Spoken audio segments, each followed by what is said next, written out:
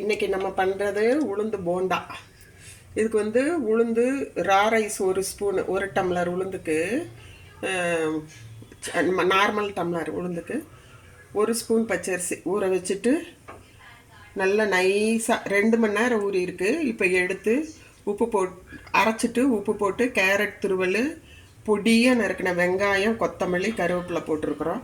இப்போ துணுக்கு ஜீரகம் போட்டிருக்கோம், உப்பு போட்டிருக்கோம், பச்சை மிளகாய், இஞ்சி துருவல் இத்தனையும் போடணும். இது வந்து நம்ம இன்றைக்கி வந்து உளுந்து போண்டான்னா துணுக்கு துணுக்காக போட போகிறோம்.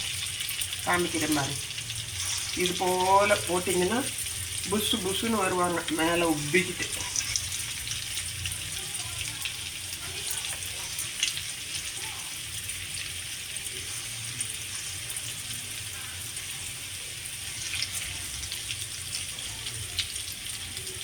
இப்படி சட்டி வெளியே போட்டு விட்டுறலாம் கேப் இல்லாமல்.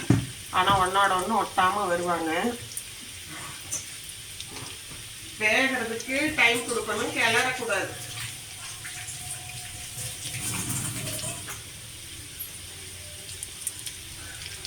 எப்போ எது செஞ்சீங்கனாலும் அது போட்டு கிளறிக்கிட்டே இருக்கக்கூடாது, கொஞ்சம் வேகிறதுக்கு டைம் கொடுக்கணும். இப்போ பாருங்கள், ஒரு சைடு ஃபுல்லாக ப்ரௌன் ஆயிடுச்சு, எண்ணெய் ஃபுல்லாக காஞ்சிருக்கா, அதனால் பாருங்க.